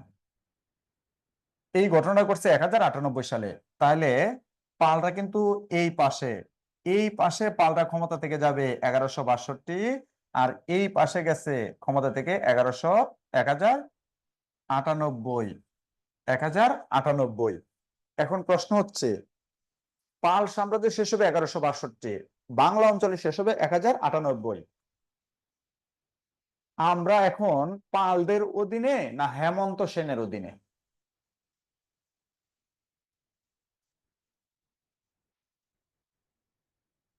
বলেন দেখি ভাই, আমরা কি এখন পালদের অধীনে না হেমন্ত সেন? মাহমুদা, আমরা কি পালদের অধীনে না হেমন্ত সেন? ভালো করে খেয়াল করেন। হেমন্ত সেন, হেমন্ত সেন। এই তো। আমার ভালো লাগতেছে যে আপনারা ইতিহাসটা বুঝতেছেন, বাংলার ইতিহাস আমি যেভাবে আলোচনা করতেছি ভাই, বিশ্বাস করেন বই পুস্তক পড়লে জীবনও এভাবে বুঝবেন না। আর আমি নিজেও অনলাইনে অনেক ক্লাস করি, দেখি স্যাররা কিভাবে পড়ায়। স্যাররা যে ইনফরমেশন ভুল পড়ায় এরকম না, তবে এইভাবে মানচিত্র ধরে ধরে ভেঙে ভেঙে যে পড়ায় এরকম টিচার আমি আজ পর্যন্ত দেখি নাই। এটা আমি গর্বের সহিতই বলবো, কারণ আজ পর্যন্ত আমি পাই নাই। আপনারা যদি কাউকে পেয়ে থাকেন আমাকে নামটা বলেন, লিঙ্কটা দিয়ে আমিও ক্লাস করব, শিখবো। আশা করি আপনারা আমার সাথে একমত। একটু ধৈর্য সহকারে থাকেন কিছুক্ষণ, আমরা বেশি দূর যাব না। তাহলে আমরা এখন আছি হেমন্ত সেন। ভাই হেমন্ত সেন উনি কোন সাম্রাজ্য তাইলে এখানে থাকবে এখন? তাহলে আমরা এখন আছি সেন সাম্রাজ্যে।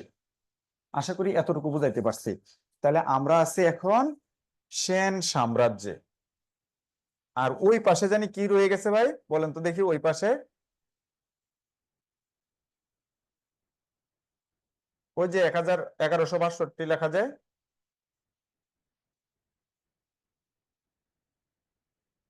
হ্যাঁ, পাল সাম্রাজ্য। ভাই, ভারতবর্ষে মুসলিমদের আগমন হয়েছে কিনা, মুসলিমরা ধর্ম প্রচার করে কিনা, আর পাকিস্তানের সিন্ধু পর্যন্ত মুসলিমদের ক্ষমতা নিয়ে নিছে কিনা, আমার এই কথার সাথে আপনার একমত কিনা? আমি বলি ভারতবর্ষে মুসলিমদের আগমন হয়েছে, এখানে ধর্ম প্রচার হচ্ছে, এবং পাকিস্তানের সিন্ধু পর্যন্ত মুসলিমরা ক্ষমতা নিয়ে নিছে। আমার এই কথার সাথে আপনারা একমত কিনা? আরো 2 জন বলেন। ওকে, ওকে, ওকে। তাহলে আমি বুঝতে পারতেছি আপনার ইতিহাসটা বুঝে বুঝে ক্লাস করতেছেন। তাহলে আমরা এখন আছি সেন সাম্রাজ্যে। আর সেন সাম্রাজ্যের সময় হচ্ছে 1098 থেকে 1204। তাদের রাজধানী হবে বর্তমানের পশ্চিমবঙ্গে নদিয়া। নদিয়াতে। নদিয়ার আরেকটা নাম হচ্ছে নবদ্বীপ। তাহলে আমরা সেন সাম্রাজ্য পড়তেছি এই পাশে, আর এই পাশে পালরা থাকুক, আমরা একটু পরে দেখব এই পাশে পালরা কিভাবে ক্ষমতা থেকে যাবে, একটু পরে দেখব। তাহলে আমরা আছি সেন সাম্রাজ্যে। এই যে দেখেন 1098 থেকে 1204। প্রতিষ্ঠাতা হেমন্ত সেন, শ্রেষ্ঠ শাসক বিজয় সেন। এই সেন সাম্রাজ্যের একজন শাসকের নাম হচ্ছে বল্লাল সেন। তিনি 2টা বই রচনা করছে, একটা নাম হচ্ছে দান সাগর, আর একটা নাম হচ্ছে অদ্ভুত সাগর। বল্লাল সেন আবার বর্ণ ও কৌলিন্য প্রথা চালু করেন। সেন বংশের শেষ স্বাধীন শাসক লক্ষণ সেন, কিন্তু শেষ শাসক বলা হয় কেশব সেন। এই স্বাধীন শাসক বা শেষ শাসক লক্ষণ সেন, কেশব সেন, এটা প্রশ্নটা এখন করেন না, আমি পরে বুঝাচ্ছি, পরে বুঝাচ্ছি। তাহলে আমরা সেন শাসন সম্পর্কে প্রাথমিকভাবে অল্প কিছু ইনফরমেশন শিখলাম। আমরা এবার একটু ইতিহাসে যাই।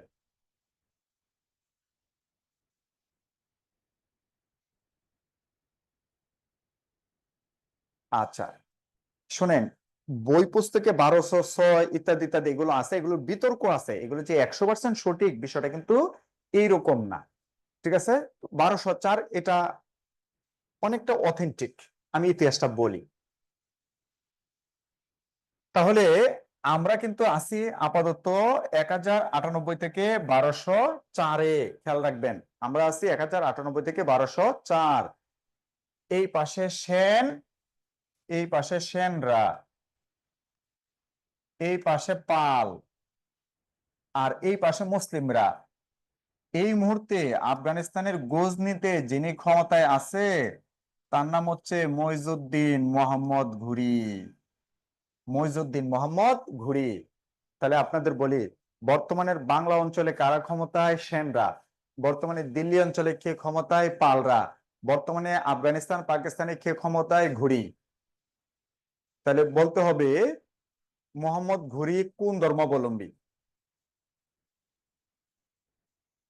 প্রশ্নটা সহজ, কিন্তু ক্লাসের জন্য সুবিধার্থে বলা। দেখি কেউ, হ্যাঁ, ইসলাম। এই তো, এই তো, সুন্দর সুন্দর। আচ্ছা ভাই, মোহাম্মদ ঘুরি কি চেষ্টা করবে না ভারতবর্ষ মুসলিম শাসন কায়েম করার জন্য? চেষ্টা করবে। আচ্ছা, এইখানে একটা ঘটনা ঘটে গেছে। 1162 সালে পালদেরকে ক্ষমতা থেকে তাড়াইয়া দিছিল। 1162 সালে পালদের ক্ষমতা থেকে তাড়াইয়া দিছিল চৌহান রাজারা। এইবার তাহলে হিসাব দাঁড়াইলো, বর্তমানের বাংলা অঞ্চলের সেনরা, বর্তমানে দিল্লি অঞ্চলের চৌহানরা, বর্তমানে পাকিস্তান আফগানিস্তানে ঘুরি। এই ঘুরি 1191 সালে 1191 সালে দিল্লিতে হামলা করলো। আর এই মুহূর্তে যিনি ক্ষমতায়, তার নাম হচ্ছে জনাব পৃথ্বীরাজ চৌহান। পৃথ্বীরাজ চৌহান, হ্যাঁ, গুড। দিবা তরানের যুদ্ধ। পৃথ্বীরাজ চৌহান এবং ঘুরির মধ্যে যে যুদ্ধটা হবে, এই যুদ্ধটা হবে 1191 সালে। আর যে জায়গায় যুদ্ধ হবে, জায়গাটার নাম হবে তরাইন। তাহলে দিবা বলতে হবে, তরাইনের যুদ্ধে 1191 সালে কে জয়লাভ করছিল?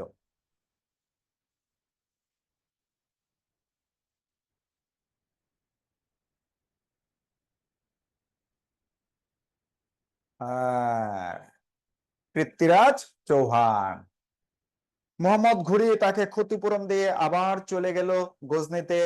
1192 সালে আবার হামলা করলো, আবার সেই একই জায়গায়। এইবার পরাজিত হয়েছে পৃথ্বীরাজ চৌহান। তাহলে দিল্লি এখন কার দখলে? বলেন দেখি, দিল্লি এখন কার দখলে? 1192। ঘুরি। ঘুরি যদি মুসলিম হয়, তাহলে আপনারাই বলবেন, দিল্লিতে মুসলিম শাসন কায়েম হয়েছে কত সালে?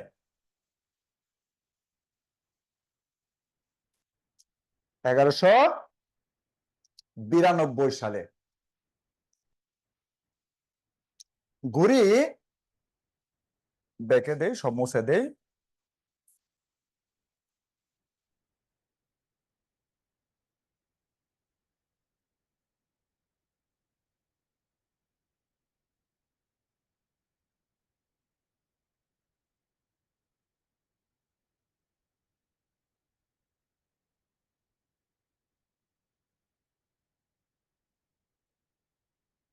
ওইভাবে মুছলে মূল মানচিত্রটা মুছে যায়। আচ্ছা। ঘুরি যে দিল্লি দখল করলো, তিনি এটার নাম দিছে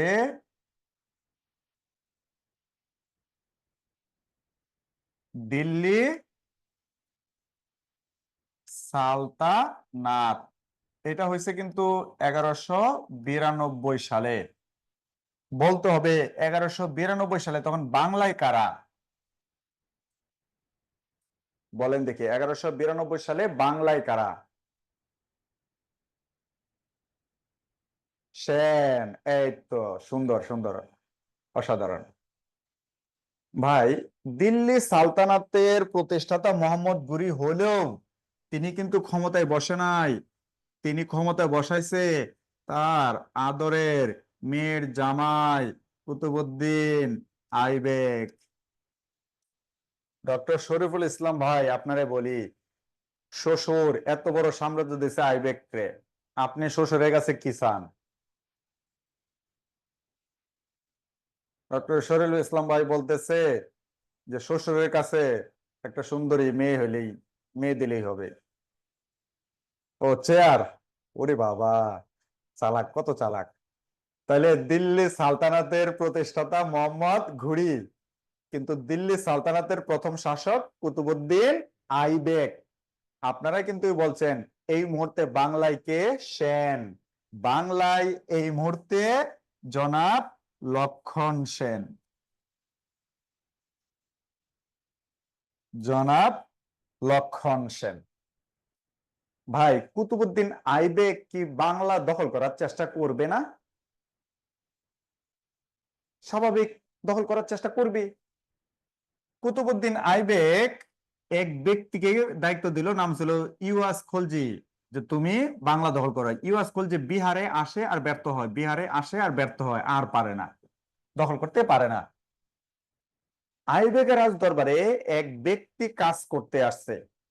তার নাম হচ্ছে ইখতিয়ার উদ্দিন মোহাম্মদ বিন বখতিয়ার খলজি।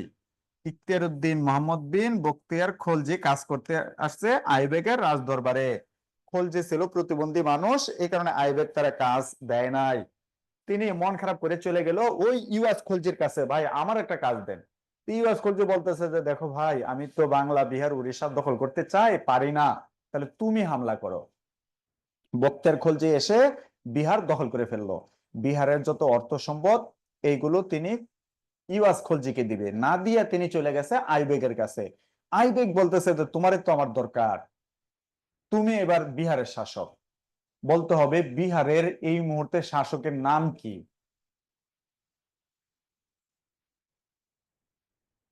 বিহারের শাসকের নাম কি? সংক্ষেপে বললেন, পুরো নাম দরকার নাই। হ্যাঁ, খিলজি, খলজি, যাই বলেন। না না না, লক্ষণ না, রাফিয়া সুলতানা। লক্ষণ বিহারটা কিন্তু নিয়ন্ত্রণে রাখতে পারেন নাই, দখল করে ফেলছে খলজি। খলজি লক্ষণ সেন আছে কিন্তু নদিয়াতে। এইবার বখতিয়ার খলজি প্ল্যান করতেছে, তাহলে বাকি অংশ তো বাকি রয়েছে, তাহলে বাকি অংশ দখল করি। তো অনেক ঘটনা। বখতিয়ার খলজি কৌশল করে দুপুর বেলা এসে হামলা করলো লক্ষণ সেনকে। লক্ষণ সেন, এখানে একটু মনে রাখবেন, লক্ষণ সেন পলায়ন করে চলে আসলো বিক্রমপুরে। বিক্রমপুর বলতে বর্তমানের মুন্সিগঞ্জ। এখানে এসে লক্ষণ সেন মারা গেল 1206। ওই যে আমার এক ভাই উল্লেখ করছিলেন যে সিটি আছে 1206, এই কারণে বলা। কারণ লক্ষণ সেন নদিয়া হারাইছে 1204 সালে, কিন্তু সে মারা গেছে 1206 সালে, এই কারণে বলে। 1206 সালে মারা যাওয়ার পরে ঢাকা মুন্সিগঞ্জ অঞ্চলে তার ছেলে বিশ্বরূপ সেন কিছুদিন ক্ষমতা চালাইছে 1225 পর্যন্ত। 1225 থেকে 1230 সাল পর্যন্ত তার দ্বিতীয় ছেলে কেশব সেন এই অঞ্চল পরিচালনা করছে। এই কারণে বলা হয় শেষ স্বাধীন শাসক লক্ষণ সেন আর শেষ শাসক বলা হয় কেশব সেন। তবে বখতিয়ার খলজি বাংলা দখল করছে কিন্তু 1204 সালে। তাহলে আপনারা বলবেন বাংলায় মুসলিম শাসন কায়েম হয়েছে কত সালে? 1204। ভাই, বখতিয়ার খলজি কার কর্মচারী? কথা বলতে পারলে ভালো লাগতো, এখানে দেলোর ভাই নাই। বখতিয়ার খলজি কার কর্মচারী? কুতুবুদ্দিন আইবেকের। দিল্লিতে যদি সালতানাত হয় তাহলে বাংলাও তো সালতানাত। দিল্লিতে যদি সালতানাত থাকে তাহলে বাংলাও তো সালতানাত। তাহলে সালতানাত হয়ে গেল দুইটা, একই কিন্তু আমরা আলাদা আলাদা করে দেখব। এটা হচ্ছে বাংলা দিল্লি সালতানাত, এটা হলো দিল্লি সালতানাত। এ হচ্ছে আমাদের কেন্দ্রীয় বস, আর খলজি হচ্ছে আমাদের আঞ্চলিক বস। আমি কি এতটুকু আপনাদের বোঝাইতে পারছি কিনা?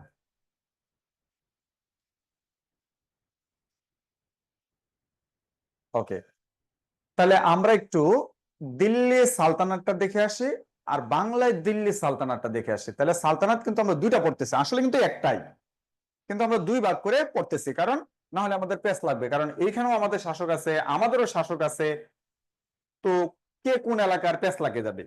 তাই আমরা সালতানাত একটাই কিন্তু আলাদাভাবে দেখতেছি। এই যে দেখেন, বাংলায় দিল্লি সালতানাত। আমরা কিন্তু ওই দিল্লি সালতানাতটা আমি মুখে বলবো, এখানে লেখা নাই, মুখে বলবো। বাংলায় দিল্লি সালতানাত বা মুসলিম শাসন। বাংলায় মুসলিম শাসন কায়েম করে বখতিয়ার খলজি 1204 সালে। বখতিয়ার খলজি ক্ষমতা নেওয়ার পরই এইখানে মানুষ সুযোগ পেলে তারা তাড়াই দেওয়ার চেষ্টা করতো। এই কারণে তিনি রাগে দুঃখে বলতেছে এটা হচ্ছে বুলগাটপুর। এবং ওই সময় একজন আমাদের বর্তমানে একজন ইতিহাসবিদ আছে, নাম হলো জিয়াউদ্দিন বারানি। তিনি বলতেছে যে বখতিয়ার খলজি এতটাই বিরক্ত হয়েছিল যে এটা নামকরণ করছিল বুলগাটপুর। আর বাংলায় দিল্লি সালতানাতের শেষ শাসক হচ্ছে বাহারাম খান। বাংলায় দিল্লি সালতানাতের শেষ শাসক হচ্ছে বাহারাম খান। আপনারা বলবেন বাংলায় দিল্লি সালতানাত শুরু হয়েছিল কত সালে? 1204। বাংলায় দিল্লি সালতানাত শেষ হবে 1338। আমরা বেশি দূর আগাবো না, তাহলে আপনাদের মাথায় বউ বউ করবে। তাহলে বাংলায় দিল্লি সালতানাত শুরু হয়েছিল 1204 আর শেষ হবে 1338 সালে। তাহলে 1204 সালে ক্ষমতায় ছিল বখতিয়ার খলজি, আর 1338 সালে ক্ষমতা হচ্ছে বাহারাম খান। প্রশ্ন হচ্ছে বাহারাম খান কার কর্মচারী, কোন এলাকার কর্মচারী? দিল্লির। ভাই, বাংলায় যদি এখন 1338 হয় তাহলে দিল্লিতে এখন কত সাল বলেন তো দেখি, বাংলায় যদি 1338 হয়, দিল্লিতে এখন কত সাল?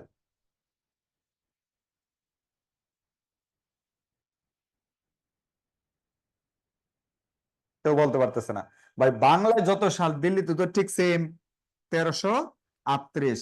আচ্ছা বলেন, কুতুবুদ্দিন আইবেক কি এখনো বেঁচে আছে কিনা? কুতুবুদ্দিন আইবেক এখনো কি বেঁচে আছে? না, বেঁচে নাই। এই মুহূর্তে যিনি ক্ষমতায়, তার নাম হচ্ছে মোহাম্মদ বিন তুগলক। এই মুহূর্তে যিনি ক্ষমতায়, তার নাম হচ্ছে মোহাম্মদ বিন তুগলক। এইবার আপনারা আমাকে বলবেন, বাহরাম খান কার কর্মচারী?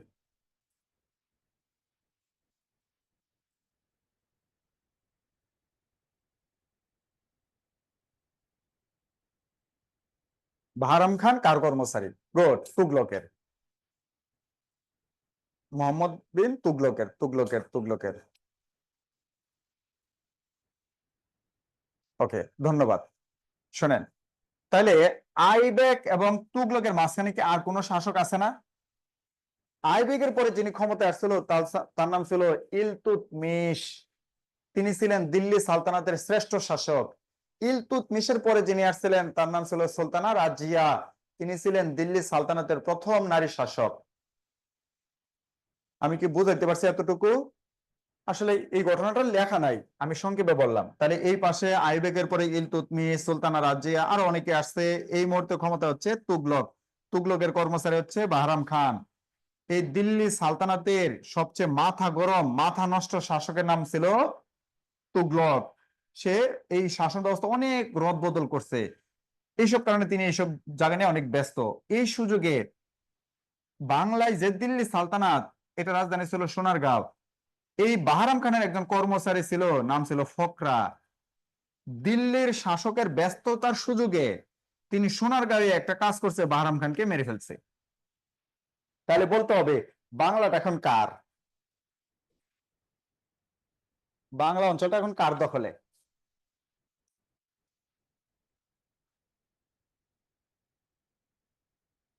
ইয়েস, সাদিয়া জান্নাত, ফকর বা ফকরা। ফকরা। এখন প্রশ্ন হচ্ছে, শরীফুল ভাই, প্রশ্ন হচ্ছে, ফকরা যদি তুগলকের অধীনতা মেনে আবার এটা শাসন করে, তাহলে তো দিল্লি সালতানাত আছে। যদি সে দিল্লি সালতানাতকে না মানে, তাহলে বাংলা অঞ্চলকে আলাদা হয়ে গেল না শরীফুল ভাই? ফকরা যদি দিল্লির অধীনতা না মানে, তাহলে বাংলা কি আলাদা কিনা? জি, আলাদা। এই ফকরা বলতেছে, আমরা আর দিল্লির কোনো কথা শুনবো না, এই অঞ্চলটা আমাদের। আর আমাদের উপাধি হলো সুলতান। আর তারা 200 বছর শাসন করছে। এই 200 বছর দিল্লি আর বাংলা দখল করতে পারে নাই। তাই এটাকে বলে সুলতানি আমল, স্বাধীন সুলতানি আমল। ভাই, স্বাধীন সুলতানি আমল শুরু হবে 1338 সালে। দিল্লি সালতানাত কিন্তু এখনো শেষ হয় নাই, তাহলে ওইটা ওদিকে থাকতে থাক। দিল্লি সালতানাত ওদিকে থাকতে থাক। আর আমরা আর দিল্লির অধীনে না, আমরা এখন চলে আসছি স্বাধীন সুলতানদের অধীনে। মুছে বলতেছি,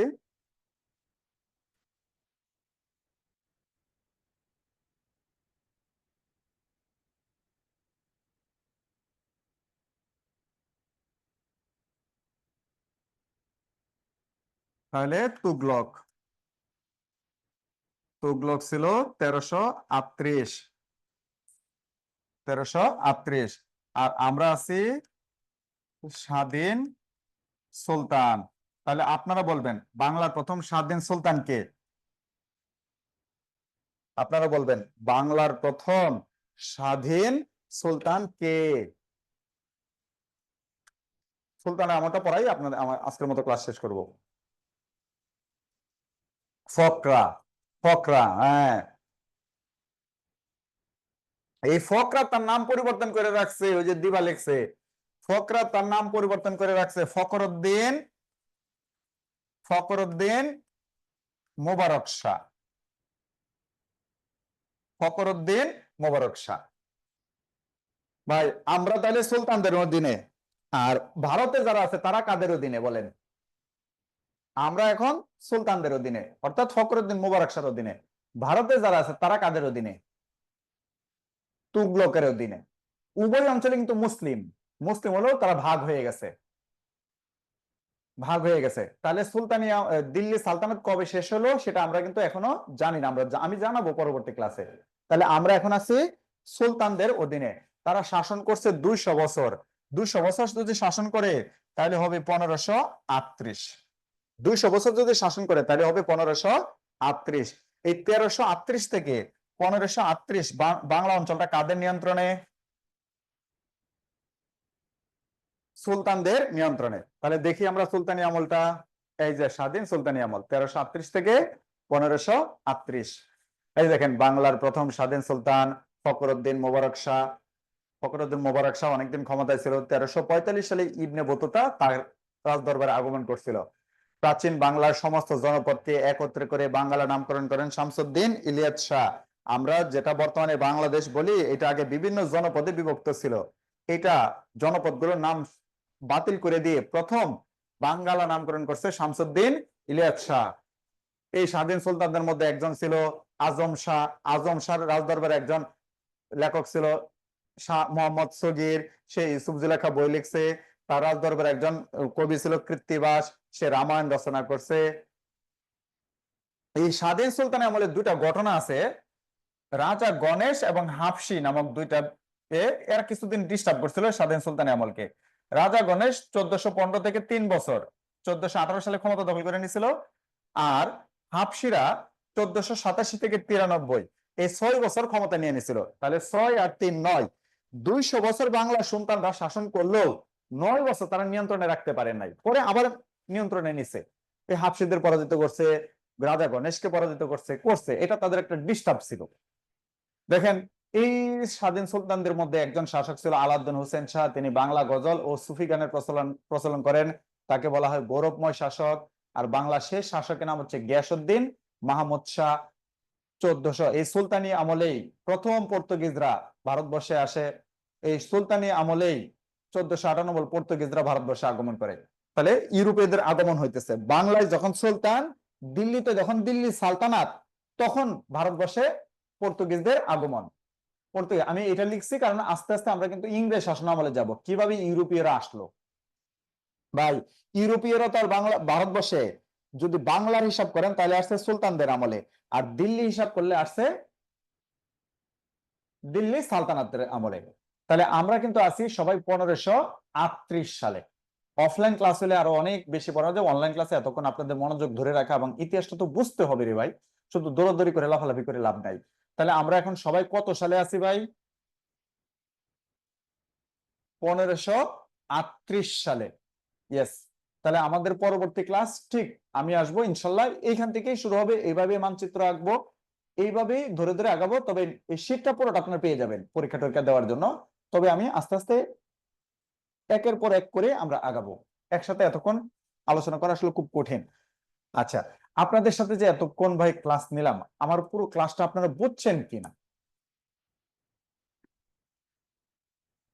100% সবাই তো মুখস্থ নাই, কিন্তু আমি চেষ্টা করছি সহজ সরল ভাবে আপনাদের কাছে উপস্থাপন করতে, আমি বুঝাইতে পারছি কিনা। তাহলে আজকে এই পর্যন্ত থাকুক। আর পাশাপাশি আপনারা তো এখানে কেউ কেউ 47 দিবেন, কেউ কেউ 48 দিবেন। যারা 48 দিবেন আপনাদের বলি ধীরে সুস্থে আগান, প্রতিদিন পেপার পত্রিকা পড়েন এবং শীতপ্রাতি নিয়ে আস্তে আস্তে ধীরে সুস্থে পড়েন। যারা 47 দিবেন ভাই, একটা কড়া বার্তা আছে আপনার জন্য। 47 পরীক্ষা হবে আগস্টে। আগস্টের আগে আমাদের ওরাকলের শীট বা আপনার পছন্দ মতো কোনো বই বা আপনার কাছে যে ম্যাটেরিয়ালস আছে, জব সলিউশন, মিনিমাম সবগুলো কমপক্ষেও 3 বার ভালো করে মন মতো রিভাইজ দিয়া তারপর পরীক্ষার হলে ঢুকতে হবে যারা 47 দিবেন, কথাটা মাথায় রাখেন। তাই যারা 47 দিবেন আপনাদেরকে বলি, বাসায় বসে একটা প্ল্যান পরিকল্পনা করেন, আগামী 5 দিন কোন সাবজেক্ট শেষ করবেন, এই 5 দিনের পরে 7 দিন সময় নিয়ে কোন সাবজেক্ট শেষ করবেন, 7 দিন পরে 6 দিন সময় নিয়ে কোন সাবজেক্ট শেষ করবেন। এইভাবে যারা 47 দিবেন আগস্টের মধ্যে 3 বার মন মতো রিভাইজ দিয়ে তারপর পরীক্ষার হলে যাবেন। অর্থাৎ কোনো সময় নাই, খাওয়া দাওয়া পর্যাপ্ত ঘুম এছাড়া বাকি সময় নামাজ কালাম পড়বেন, বাকি সময় একবারে খেচ্ছে পড়াশোনা করবেন। পড়াশোনার সময় সব সময় পাবেন না, ঠিক আছে? এই সময়টা একটু পড়েন, মোবাইল টোবাইল কম ইউজ করেন, ঠিক আছে? ইউজ করে তারপর সুন্দর করে পড়াশোনা করে একটা চাকরি বাকরি নেন। সবাই যে ক্যাডার হইতে হবে এরকম না, তবে বিসিএস এর সিলেবাস শেষ করলে আমার বিশ্বাস আপনার আমার সাথে একমত হবেন, বাংলাদেশের যে কোনো চাকরির জন্য আপনি মোটামুটি ফিট হয়ে যাবেন।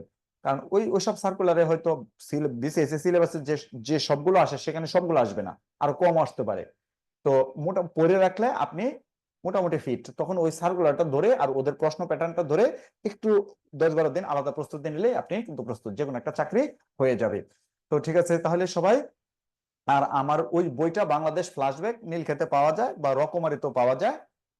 ফ্ল্যাশব্যাক বইটা 100 টাকা নেয় বা 110 টাকা নেবে, নিয়ে পড়বেন। প্রশ্ন কমন পাওয়ার পাশাপাশি জীবনে কিছু শিখতে পারবেন। আর আমি খুব সহজ সরল ভাষায় লিখি, আমার কথাবার্তাও দেখেন খুব সহজ সরল। তো যাই হোক, যারা আমাকে অনেকক্ষণ সহযোগিতা করছেন আপনাদেরকে অসংখ্য ধন্যবাদ। ইনশাল্লাহ পরবর্তী ক্লাসে আপনাদের সাথে দেখা হবে। সবাই ভালো থাকেন। আসসালামু আলাইকুম।